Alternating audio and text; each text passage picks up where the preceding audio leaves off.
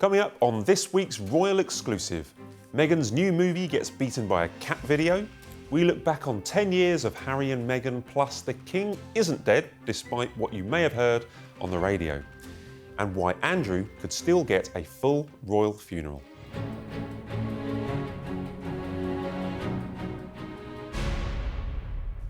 Welcome to this week's Royal Exclusive, where Meghan's new film has been beaten at the box office by a compilation of cat videos, while Martha Stewart questions whether the Duchess has chosen the right career path. We'll also be asking how a radio station accidentally announced that King Charles was dead, and why Andrew could still be in line for a full royal funeral despite being stripped of his titles. Plus, Fergie has reportedly headed to Portugal to help daughter Eugenie with her new baby, while Prince Edward's teenage son has got a summer job driving tractors. I'm Matt Wilkinson, Royal Editor of The Sun, and joining me to unpack it all are Bronte, Royal Reporter for news.com.au, and Talk TV host Samara Gill. Right, welcome to you both. I just want to go back. 10 years ago, Meghan was having, I think it was, believe, a single girl summer. The summer that she met Harry, and it was this wonderful summer. She travelled around the world, having a lovely, lovely time. This summer has been utterly dreadful. She was unable to even show her face in the UK when she came over. We weren't actually able to see her at any stage. She hid away. She's now clashed with Martha Stewart, who should be, someone who supports her, should be an icon. But it gets worse because this week's Samara, her Cookie Queens documentary that she was so excited about, promoted a lot, has been beaten at the box office by a compilation of cat videos. Could it get any worse for Meghan? Well, as other commentators have said, every cookie that she touches crumbles. It really does. Unfortunately, it does seem like she's having a summer of discontent. And, yeah, you're right. This horrible box office thing that has happened to her is terrible. I mean, she signed on to Cookie Queens very late into the project. In my view, it seemed like a very last-minute signing, her trying to attach her name to something that she thought might do well. But when you actually look at the numbers, it's like £800 or $800 per theatre. It's really, really bad. Samara, I think we've got the figures here. Bronte, yeah, I was going to say, I'm not trying to steal the figures from you, Bronte. How badly has Cookie Queens done? Yeah, okay, so basically it opened to something like 446 cinemas, I think, off the top of my head. Gosh. But it was about £500. Because to go back to what you said, I actually know not a lot about documentary box office weekends, and when I read these headlines, obviously it's super embarrassing to have a cat video compilation beat your documentary. But I did wonder, what is a good documentary opening? So I looked at it. They are terrible numbers, but that's why I went into the figures on it. So it's about £500 per box office, but at the same time you compare it to other documentaries that have come out, which is what I did. You look at Melania, obviously that has the Trump machine behind it promoting it, but that was something like £5 million. You look at things like the Elvis biopic from last year, I think that was something around £2 million. So when you compare it, but also you compare it to something that came out 20 years ago, which is very similar in tone to Cookie Queens, which was a spelling bee documentary. I told you I got in the weeds on this. And that made something like £15,000. So you compare £15,000 to £500. And that's the best way, I suppose, I could gauge to see just how well it had done. And to circle right back to the original point, it's not been a great opening. It's tanked. Samara, we remember last summer, I think, the Netflix deal ended and Harry and Meghan were given, I think, a first look option. Netflix didn't pick this up. They produced it themselves. Wonder why. Is her whole production, Archwell Productions, everything they're doing, is this completely over now? Cookie Queens are tanked so badly. Could you see them having a future in this area? Look, as much as Hollywood wants to claim that they're all for morals and they want to focus on female empowerment and things like that, what they really care about are numbers and money and what movies are going to gross. And unfortunately, Meghan has presented herself as not a commercially viable producer in that sort of way. Everything that she has done, apart from when she moans about the royal family, hasn't done very well. Harry's polo documentary was also not a massive success by any sort of stretch of the imagination. And so I think a lot of couples do actually fall into this problem here. You even see it with the Obamas, for example, with all their cachet, with all that they can bring. They're actually not great TV producers, and they also tried with their production company and couldn't quite make it a thing. And I think that that's what Meghan and Harry have fallen into. They believe that they can just put their name on something and it will immediately turn to gold, but that's not the case. She has the opposite of the Midas touch. Pretty much, yeah, And exactly. You mentioned the future of their TV producing. So they do have a few things in the works, and I suppose they'll go ahead. But that's what, again, I don't know whether it's a bit of a redirection because they're going to be doing, I think, scripted series now as opposed to these very worthy documentaries. And I do believe they have a lot of heart. It actually opened earlier this year, Cookie Queens, to quite good reviews. They're a bit mixed now. It has like 92% on Rotten Tomatoes, which is a good number. But it's a business, and if it's not making money, people aren't going to continue to invest. But they do there's that war memoir that they're turning into a feature film.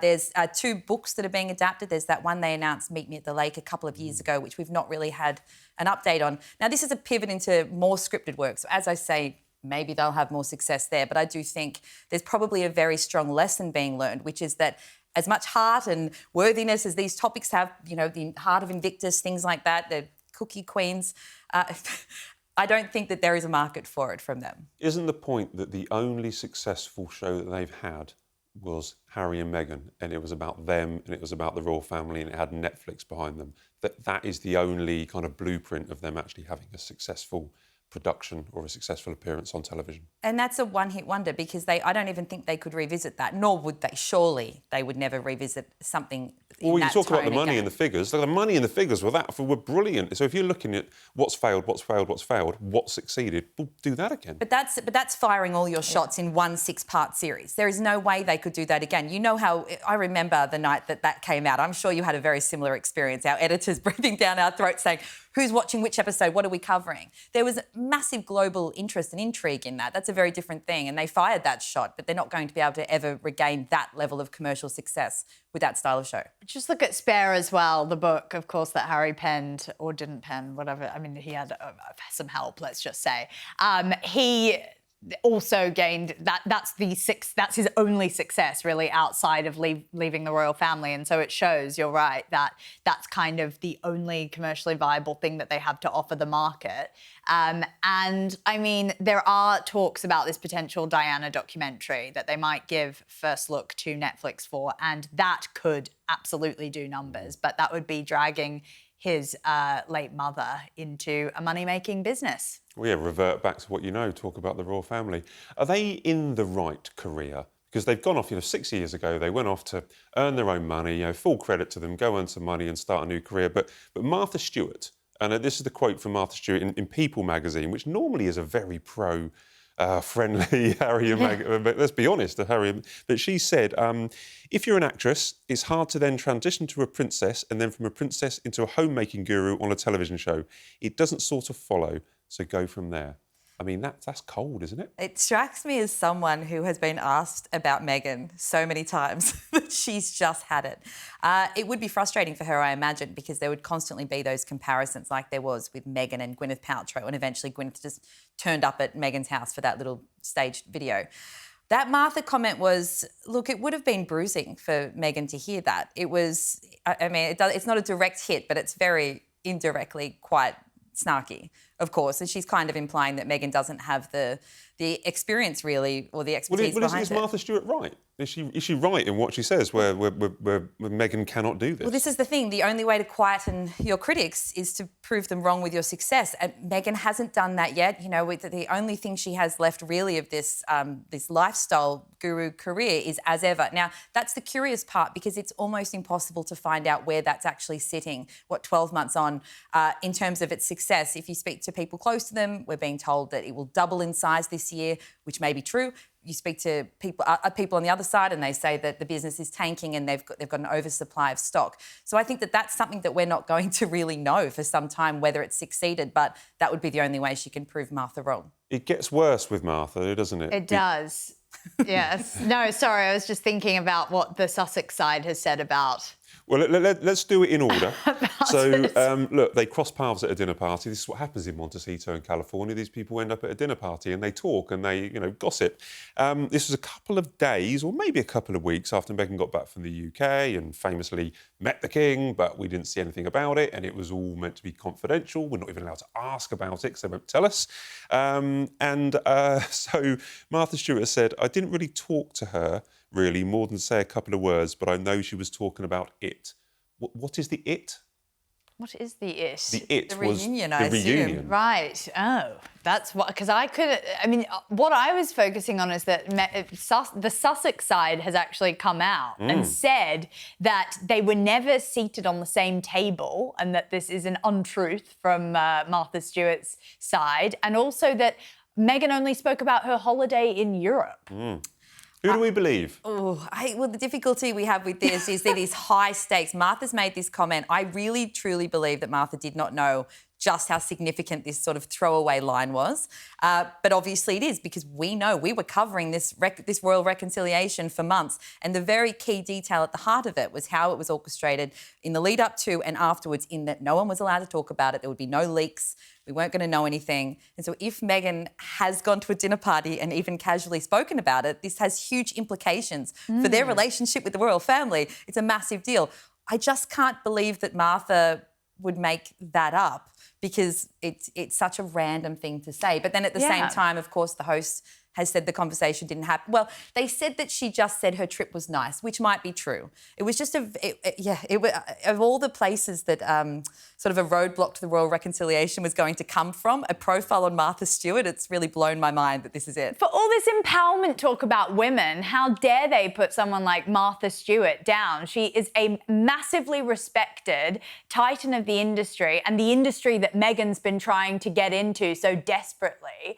And what they've done now with their comments is paint Martha as some sort of like old woman who's losing it and can't remember anything, can't even remember the table she was sitting at a gala 2 weeks ago. Well, that's what they said. They said that you just spoke about a European vacation and said it was nice, and that was the extent of it. This is what the source close to the Sussexes said and insisted. And they said, I think she, Martha Stewart, must have been confused.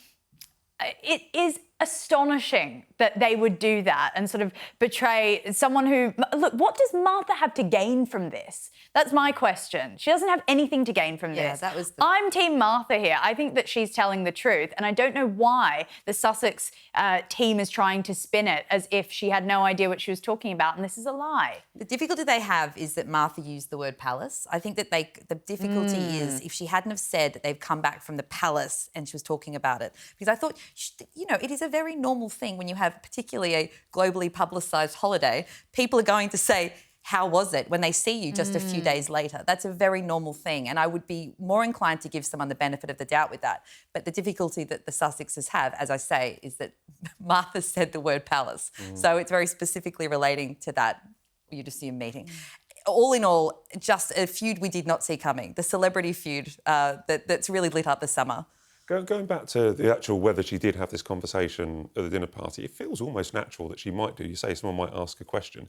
But how damaging is that? I mean, Meghan clearly can't help herself. She clearly put lots of pictures out to tell everybody that, although you didn't see me in the UK, here's all the pictures on Instagram, I was definitely here. How damaging is it for the future of the royal family if she was going from, person to person, telling everybody about what a wonderful time she had meeting the King and bringing her grandchildren over? Is that end game, as a phrase that's often used?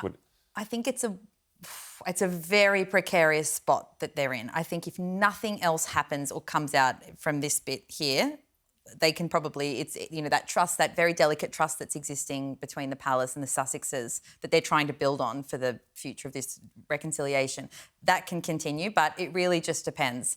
I mean, the difficulty is that Martha made it clear she's not close friends with Meghan. So again, it's not like Meghan was let's be realistic, you're at a small dinner party with your best friends. You might tell them things you're not supposed to, but that's because they're your best friends. She was clearly not at an event of that style if there's people there she doesn't know. So I think it's a very precarious spot that she's in. But obviously the crucial part of this meeting and everything we covered around that was the trust. And so that needs to be seen to be being held. Samara, would you consider Duchess of Sussex trustworthy? Would you trust her with something and ask her not to share it? I wouldn't, because I do think that she survives off the oxygen of publicity, and she's constantly invading her own privacy, as we do talk about time and time again on the show.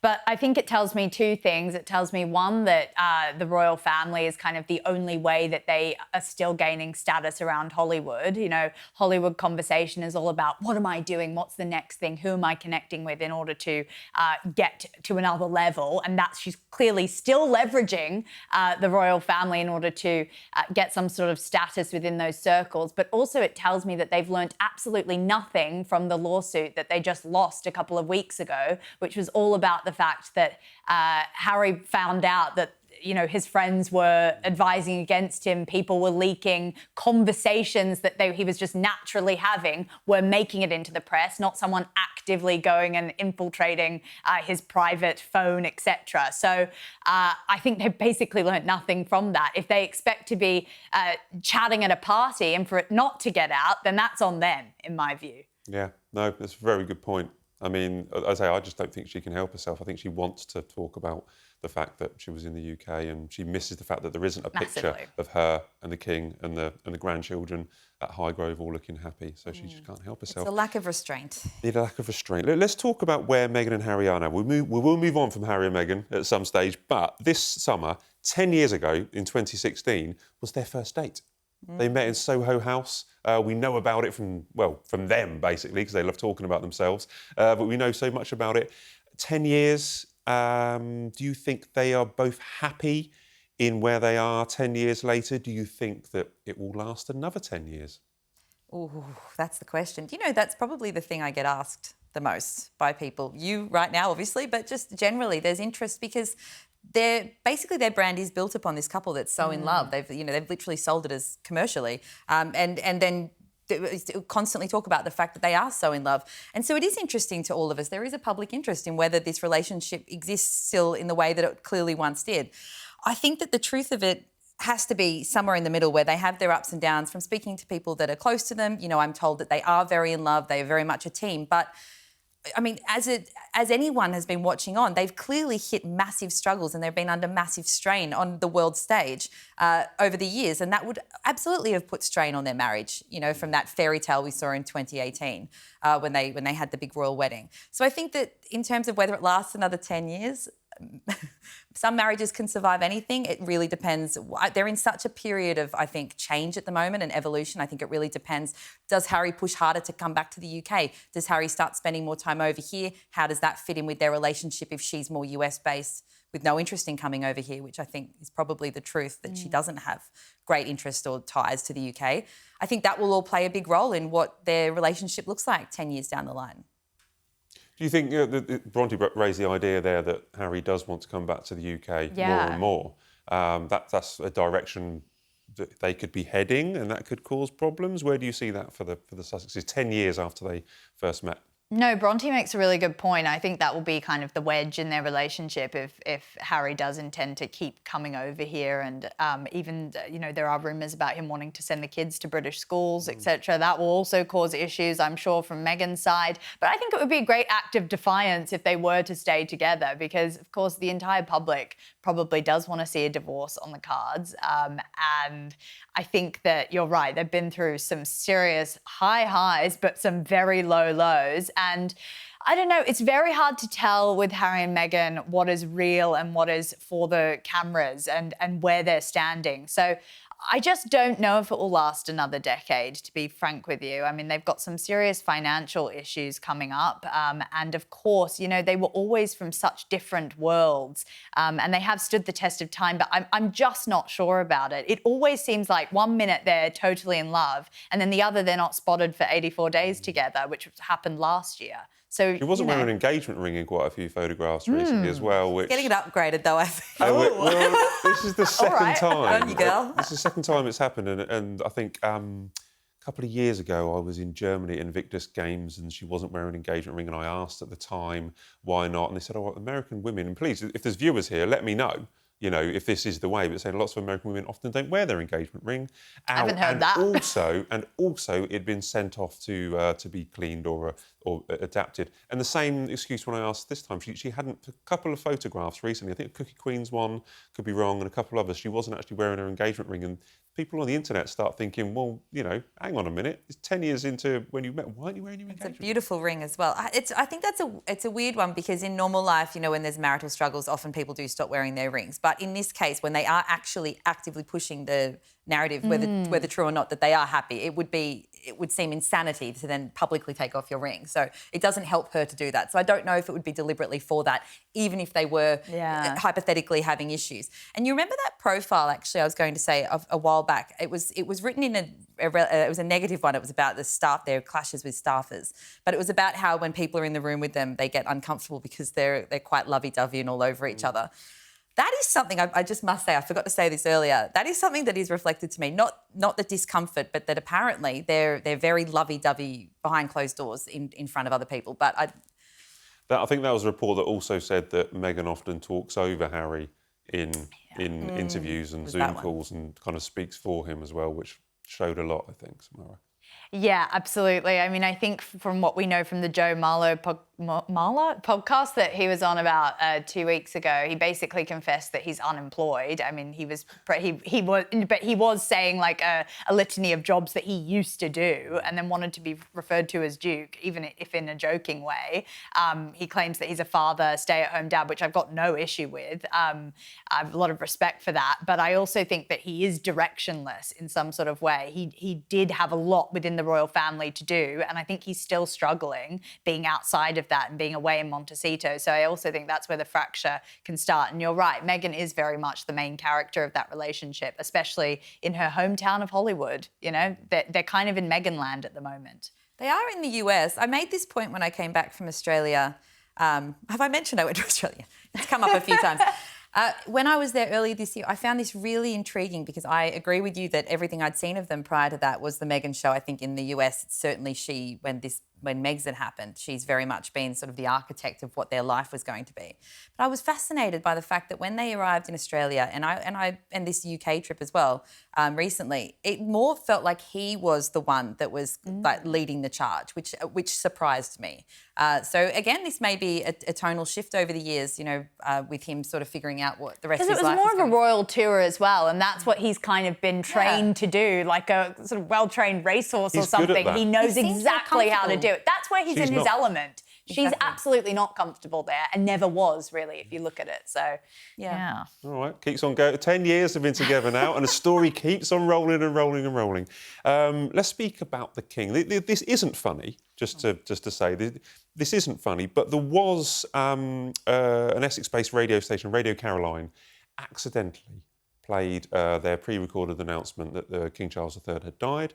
It went out live. I think the member of staff was a little bit curious about what it was, and he accidentally played it, and then he panicked, or he or she panicked and ran away. They've been reprimanded by Ofcom after an investigation.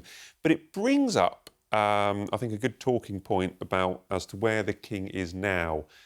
Last December, I believe it was, 8 or 9 months ago, we were told that his cancer was doing better and they were reducing his treatment. He's now on holiday up in Scotland. Where do you think we are with the King? Do you think he's looking good? Are we looking forward to coming back in September, feeling refreshed? Why haven't we heard any more updates on his health since last December? I think no news is good news when it comes to the King's health, because you're exactly right, though, in that this announcement, I think it happened in May, this accidental death announcement, obviously the reason it sparked such panic and would have left people quite devastated hearing it was because we have been so actively following his health journey, because it has been quite scary the last few years, not really knowing where it was all going, and it seemed quite grim for a while. I think that, you know, from what we've seen of him this year, we were actually talking, I think just yesterday, about his very successful trip to the US. He has been on form this year. He's been having a fantastic year. I think he's nearly back at pre-cancer activity levels. So there's an energy to him. I think this is a very well-deserved break. But in terms of no news at the moment, I think that is a good thing. I think that it seems like he's just back into it to the degree that he's going to be able to, because he will be living with cancer. I believe he's still receiving ongoing care, but at a reduced amount, and it means he's been more able to travel around and do these foreign trips, for example. As alarming as that announcement was, luckily it does seem to be very wide of the mark. He was the hardest working member of the royal family last year, Samara. Which is incredible. Yeah, it really is. I think, and it shows that, I mean, he's always had this sort of tenacious spirit when it comes to his service and public life. And I think it is such a testament to his stoicism.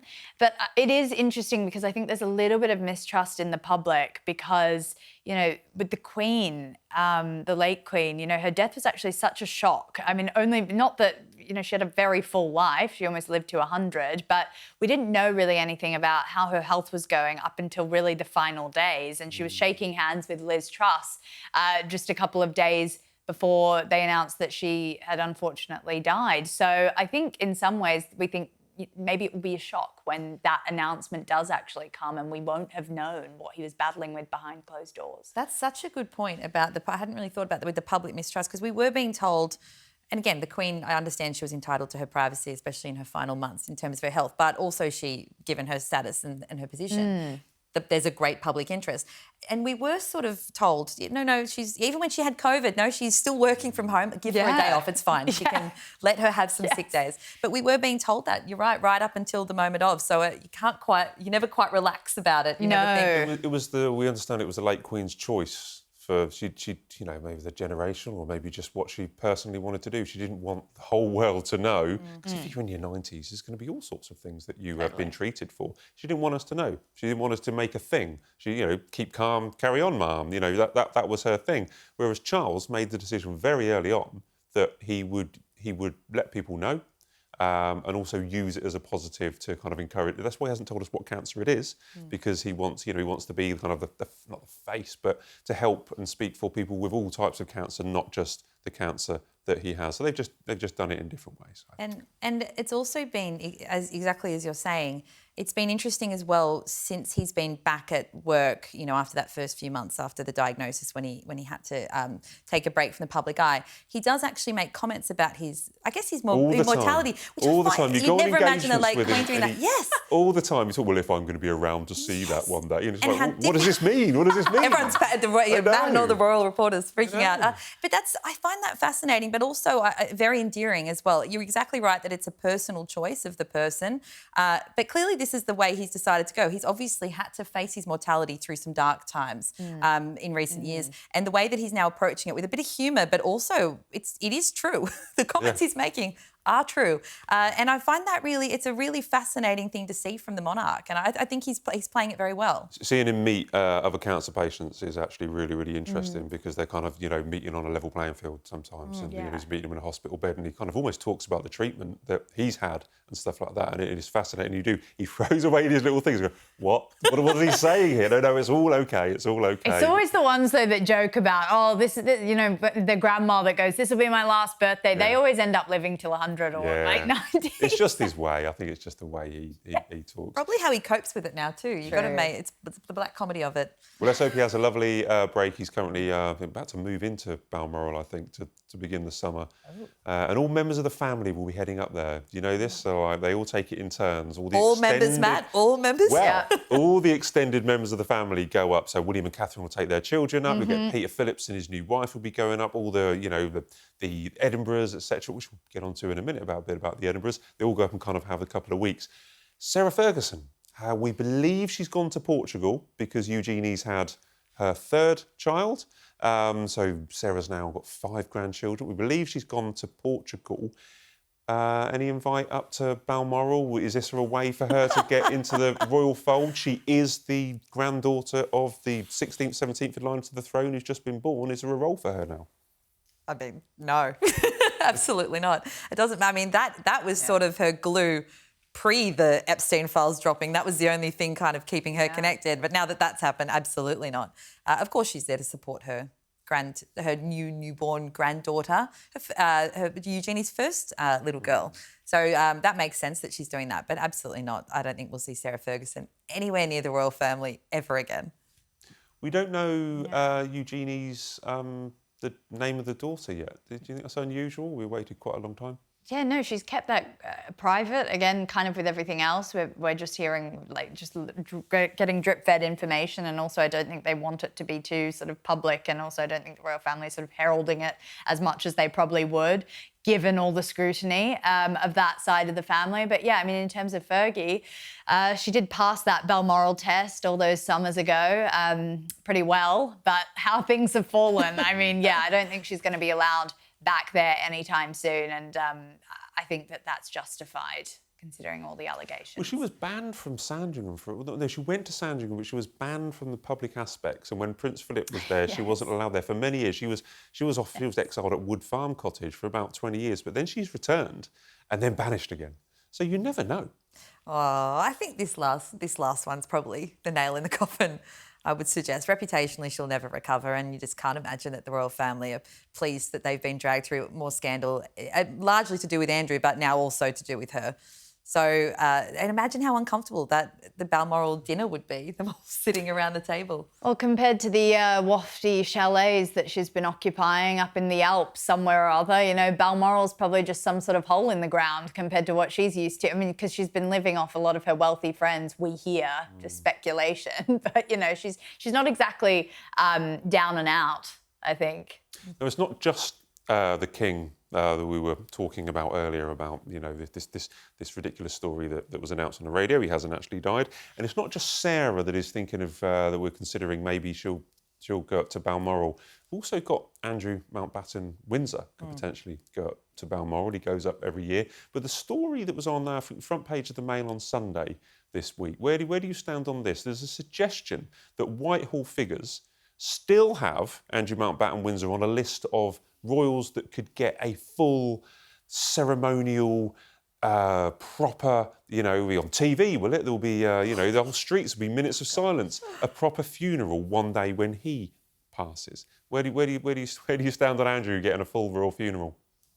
I mean, I stand on that it shouldn't happen at all. I mean, it's quite ridiculous and it's outrageous. When I saw that story, I just thought, God, I mean, this is, again, the royal family probably just not going in and sifting through everything and crossing him off every list. And I think it's honestly just them being a little, not lazy, but just kind of forgetting about these sort of things. Do you think it's a paperwork issue or that they've forgotten about, or do you think, or is it a case of they've left it on there just in case?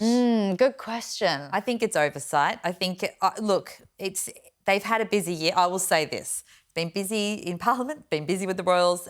That it's not really an excuse. I think that this is sort of an embarrassing example of the things that actually really do need to be cleaned up. I think any loose ends to do with Andrew, and this doesn't even really relate to, obviously, the ongoing police investigation, and he is, as we know, he's denied the allegations of wrongdoing, but this doesn't even really, to me, directly relate to that. It's not even like it's on hold for that, because even if that gets dropped, there is no chance in the world that the British taxpayers want to see this happen. Even if the investigation doesn't continue, there are enough other things around Andrew that this would not be tolerated for a second. So I think it's an example of an oversight. I think there are loose ends. Genuinely, I think someone should be appointed to just go through, look at every list that he's on, just do all the admin, do the Andrew admin, finish it once and for all. We never need to speak about it again. It's done. OK, so we agree he doesn't deserve a full royal funeral. It shouldn't be up to the media to have to, you know, it seems like every time a different Andrew scandal has come up, it's the media pushing the envelope of let's get him banned from this, let's get his titles taken away, and then the royal family does it. Whereas if they were actually smart about this, and they really should be after everything that's happened, they should be taking the jump first before being pushed. So we are the media, or we're just a small elements of the media. Elements of the media are saying that maybe just get on with it and take him out for the line of accession. Take him out of the line of succession. That's what I mean. Just this person I think should be hired and just go through and write down everything that needs to happen to put the line in the sand, because he's not returning. He shouldn't be in the line of succession. Of course he shouldn't be. I get that other things have been a higher priority in terms of their immediacy for, you know, across the board. But this is just going to be an ongoing problem. We're going to see this sort of story pop up there are probably so many lists that he's still on. Well, he's still on the line of succession. Exactly. Just imagine it, if something dreadful, we were talking about Charles earlier, if something dreadful happened to Charles and William and Catherine, George has to be 18. He he has to be 18 years old before he can be king. Look, this is a massive if, all right? But if something happened, then it would fall to a Prince Regent to assist the young king. That would be Harry. But you have to live in the UK. You have to have a UK home. Yes. He doesn't live in the UK. So it falls to Andrew. Oh, my goodness. But that's it. Of course, it would have to be catastrophic and sort of, it's unfathomable. But at the same time, these are all the loose ends. He should not have any position on any of these lists. It should just be over. The end of the chapter. It's going to keep bleeding until they... Is it suture? Is that the word? Not a nurse. I don't know if that shows. But thank you. So until that wound is properly stitched up, everything is dealt with, this is going to be an ongoing problem. And again, I don't think it's necessarily about waiting for the outcome of the police investigation, because Andrew stepped down from public life years ago, and that was before any of that. So I think it's the public don't want to see him in any way associated with any of these things. Fair enough. Okay.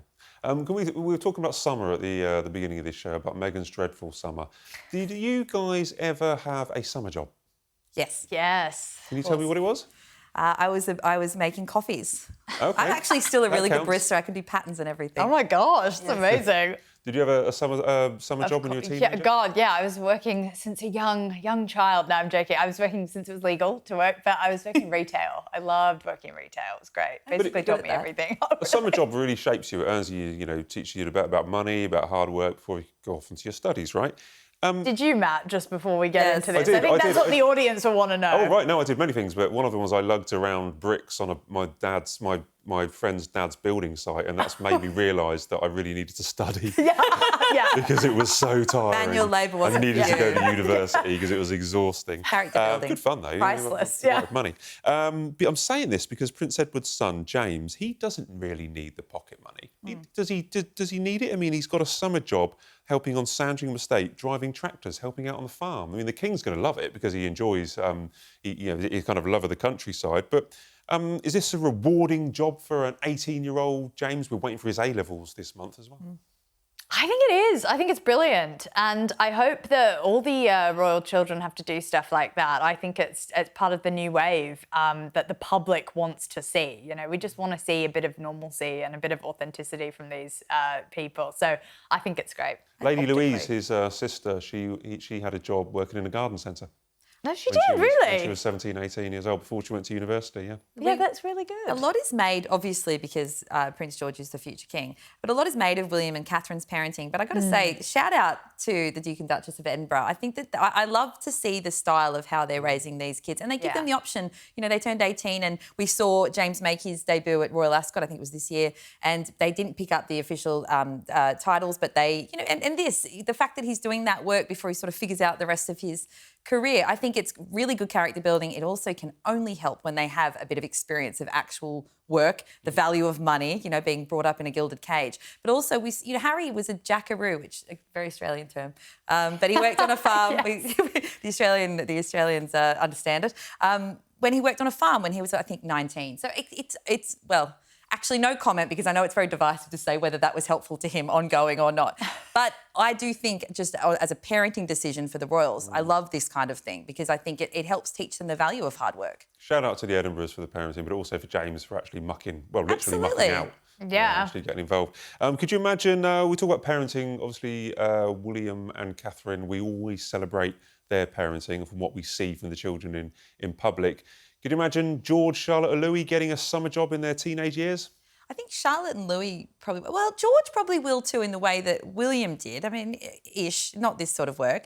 But I think that it's different for him because he's on a different track. But I think it's going to be very interesting seeing what Charlotte and Louis do. It's as the monarchy continues to modernise, and we do see different styles of more modern parenting from the younger royal parents. I think they could do, and they should do, really. Obviously, George following in our footsteps, building site, retail or coffee shop in Windsor or something. Love to see it. I mean, I think the security costs will outweigh any any of the minimum wage that is given out. But I do think it's an important lesson. And I think when we look at the way that they parent, it's much more of the Middleton vibe. And I think the Middletons will be, or that sort of influence will make sure that they do something like that. Lovely. Right, we've done the research and we've looked into some of the most searched for questions that people want to know about the British royal family on Google. We'll attempt to answer these questions as best we can. Good luck, everybody. Oh, I'm Because some of these questions I'm led to believe are very difficult. Shall I do the first one, then I'll pass round? Is that okay? You can take all the really tricky ones. I'll Yeah. take all the really... Oh. Look at this. No expenses spent. It's brilliant. Officially branded. All right, here we go. First question. Come on, royal experts. Answer Google. Oh, what was the British royal family name before Windsor? Oh, wasn't it Mountbatten? No. Oh my gosh, am I wrong? Oh gosh, shouldn't have jumped in. Oh, you know this, I Matt. can't remember. I've got brain freeze. It's Saxburg. It's Saxburg. I know it's a German name. It's like a German name. They changed it during the war. It was a German name for many, many years because Yes, come from that's the become House of Hanover. controversial. And King George Yeah. V changed it during World War I because we were fighting the Germans. Saxburg Goeth? But he right changed it to Windsor. Saxe-Coburg. Okay, right. He changed it in World War I because we were obviously fighting the Germans, and he changed it to Windsor, and it stayed Windsor ever since. Prince Philip wanted Mountbatten to be the name. He wanted the family heir. That's kind of right. So You can keep your muddling top through. job, Matt. Do you want me to read them and you answer them all? You've We got will them. move this could you? around. Okay. But, you know, Okay, we're good. No, all that was royal really good. experts here. Well, yes, but you've got. I will share these around. We're all royal experts here, and we can answer Google. Can I pass this over to you? Sure. Am I going to drop things? Okay, great. Gosh, I'm nervous. I told you I was nervous about this bit. Who knows what he's going to pull out of his little box of tricks? We'll just do one question each then. Oh, okay. Are British royals required to serve in the military? They are not, no? I don't think they have to. I But don't think they have to, but a lot of them do. It's very useful. Okay. Well but done. I could be wrong. There think should be a that's big buzzer that goes off, you know, from the control But room. of course, we letting had us know. many royal family members. Harry, very recent. Andrew. That's what I William. was thinking. A lot of them do it, but yes. Ooh, does Meghan Markle curtsy to Kate? Well, she should do. They'd have to be in the same. It's Catherine. I'll stop you there. No, but Google would say Kate. Google said Kate. They'd have to be in the same room for that, wouldn't they? We might never see it. We might never know. What about when she I'm sure becomes Kate queen? was like that. Well, she will have to, won't she? Yes. Yeah, so when she becomes queen. She'd have to. Yeah. But again, they'd have to be in the same room, and I just don't believe that's going to happen. Could you imagine Meghan curtsying to Catherine? That footage would be so viral. Right, do we want to do another round, or shall we... Does Catherine do have to another round? curtsy to Meghan? Can you pass over? You're the boss. Thank you. We'll do one more round, OK? Alrighty. One of the questions, where does Matt get his lovely suits from? Yeah. Right. Oh, very similar to what we just had, actually. Are British royals German? Yeah, they're partially. This has become really controversial for reasons completely outside of the royal remit, which I won't get into, but there are politicians saying that the king isn't English because of his German heritage. That was Rupert Lowe, wasn't it? Yes, yeah. Is the king British? Well, yes. Yes. Well, even But they have German, but obviously but part of their family is German, as we've just discussed with the last name. So there you go, Google. So a little bit German. Yes, I think that's probably why that's becoming more Googled, but yeah. Wow. But just to clarify, is he an MP, Rupert Lowe, still? Yeah, he is. Yeah, he's an Yeah. MP, and he was questioning the king's Britishness, which is crazy. It is Of all the insane. things to worry about right now, is that really top priority? Apparently top of the list. Got to check the lineage. All right, let's see what else is on Google.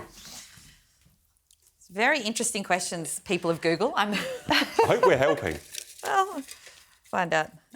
I was going to say AI can't do this. It can. Ooh! Oh, I love this one. Matt will know this, I think. Which royal family members smoke? Yeah, you would know this.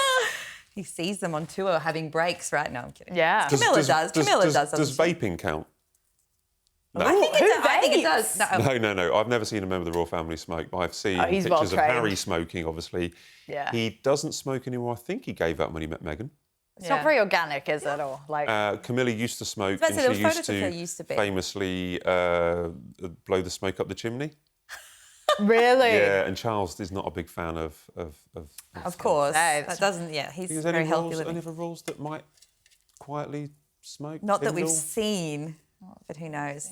They probably had a little cheeky one in their teen experimental years. I feel like when William and Catherine used to go out on the town, I mean, I never saw any. No.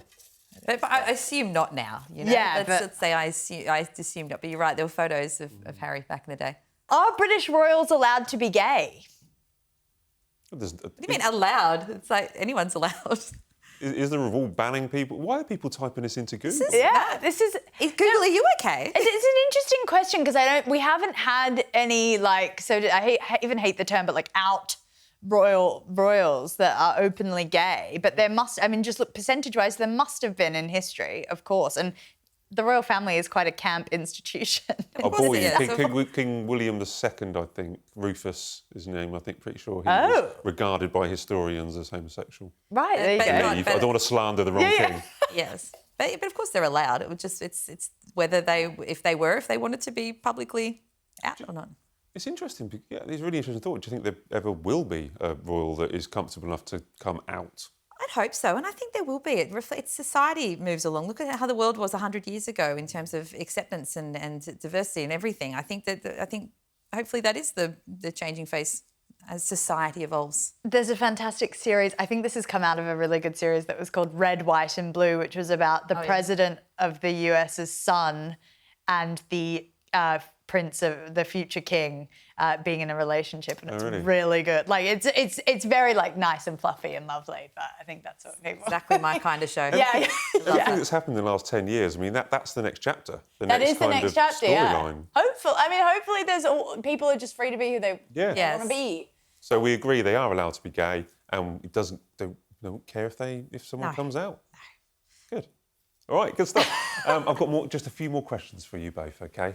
So this isn't Google anymore. This is our quickfire questions. Really keeping us here today, right through the coals. You can be brief with your answers rather than we were just then. Okay. But it's up to you. The floor is yours. After Radio Caroline wrongly broadcast that the king had died, what should they change their name to? This is so hard. I'm going to go with the absolute lowest hanging fruit here. It's not my best work. I used it all up on the Google stuff. Radio Cara lying. Oh, very good. Mistake. That was very good. Oh, thanks, guys. I could do better, I think. Give me another week. I think they should just own it and be like Radio Royal. Just make, just call themselves Royal Radio and just blast a bunch of fake news out there. Just own it, Instead of Radio 1, just call it Radio Gone. Yeah. And then just keep on doing stuff like that. Yeah. Two very opposite diverging paths, but I like it. Meghan's Cookie Queens film was beaten by cat videos this week, but what should her next film project be about? Matt just used that as an opportunity to mention the cat videos again, again. Of course. Because of his cat love. I think it will never happen, but I think she should go back to the last show she was in that was really successful, that wasn't a documentary, Suits, and do a feature film. Pull the cast back. She can be in it.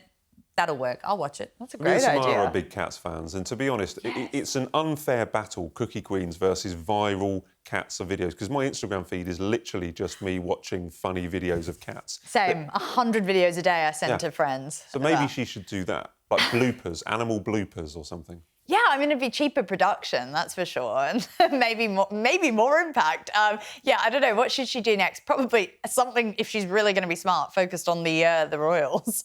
Another hit piece or something. Royal cats. Very good. Royal animals over the years. She focus on horses. She can corgis, cats. And finally, this is a tricky one. Princess Eugenie still hasn't named her baby. What do we think the baby should be called? This is tricky because you want to pay. You go back to paying homage to someone, or you don't really want to do Sarah. Very controversial at the moment. I think Nicola is his mum's name, but I think I can't really see that in the royal family. What about like an Alice? Because that is the late Prince Philip's mum's name. And I think it was Queen Victoria's, one of her kids' names was Alice as well. So Alice is an option, feels quite royal. I also think Victoria is an option. We're not going near Elizabeth or Lilibet, obviously. Very controversial to choose They were closer to Elizabeth than Meghan ever was, so that's upsetting that she had to take that name. But I think maybe one of those I would like to see. Yeah, there's things that I've come up with that I've just been told I cannot say. So no, it's not a laughing matter, but I think God, it'd have to be something that's not associated with any of the dramas. Susan. Not a Princess Samara or Princess Bronte. Yeah, I would. I would take it. They've got quite good. The boys' names are great. I actually like Ernest and August. Oh, I love that. And they're decent little names. They're great names. I fancy those. Yeah, all right. Ernest. They should learn something from that. They're good names. All right, well, thanks, guys. It's brilliant. Had a lot of fun. Right, that's all we have time for on this week's Royal Exclusive. Thanks to my guests Bronte and Samara, and thanks to you for watching. And as always, remember to comment as well as subscribe to us here on our Royal exclusive YouTube channel for the latest royal news. See you next week.